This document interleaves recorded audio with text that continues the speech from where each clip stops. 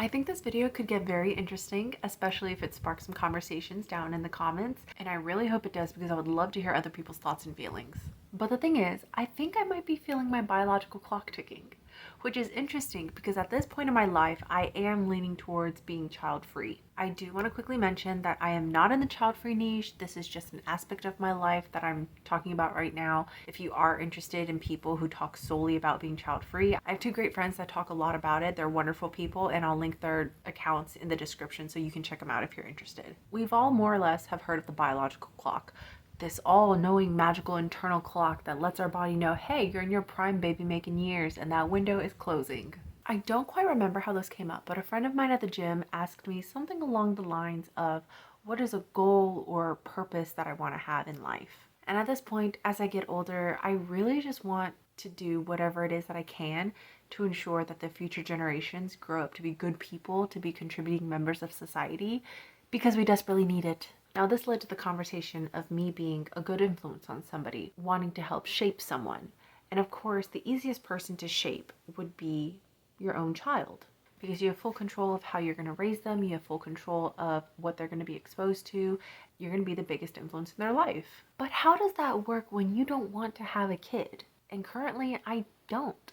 Something my friend said that I agree with because we're on the same page is that you don't have to have your own kids in order to be a good influence on the people around you. And something I realized was that I think my dilemma stems from the fact that I don't currently have any friends that live near me with kids. Previously, when I lived in a military town back in Texas a few years ago, I was almost always surrounded by kids because all of my friends had kids. My friends also knew that I loved their kids. I was usually the trusted babysitter amongst my friends, and they knew I was going to take care of their kid as if they were my own. I wanted them to have a good influence and grow up to be a good person. But what I didn't realize back then was the sort of life setup I had, where I would hang out with my friends, see their kids, play with their kids, and at the end of the day, I would give the child back to their parent and go home to my peace and quiet. It gave me that sense of helping raise my friends' children and being a good influence and role model for them without actually having my own kids. Now that I'm in a position where I'm not constantly around children, where I'm not going to be giving guidance of any sort to anybody, I think that's where this sense of urgency is coming from. My so-called biological clock. And to be honest, I'm not even sure if that's really what it is that I'm feeling, because I don't feel the urge to go run off and get pregnant right now. I'm acknowledging that I do have a sense of urgency that I'm feeling, but I think it's geared more towards just wanting to be a good influence on somebody, wanting to be a role model for someone. Something else I've been thinking about lately, and to be honest, I don't really know if it's technically relevant to this video, but it's coming to mind, and that is the topic of legacy. And I think it's an interesting topic because so many people seem to think that their legacy, it's to have children. And while I do agree with the feelings of wanting to leave behind a legacy, I don't want to leave behind children because I don't want to have children.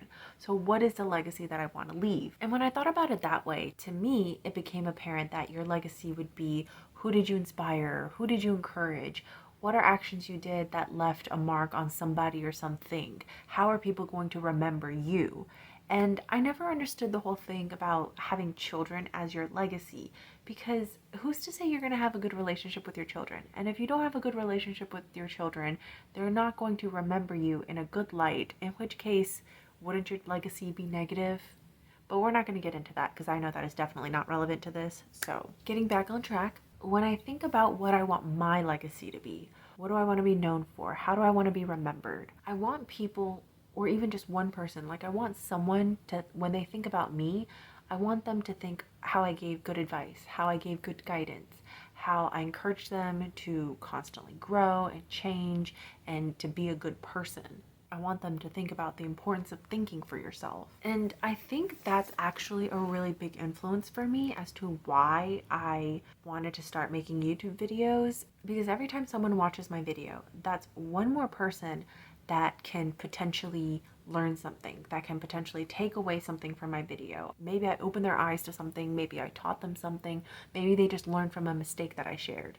But it's my chance to influence one more person. And since the internet can reach a vast number of people, that means with each video, there's an unlimited number of people that I could potentially influence, which is also a scary thought.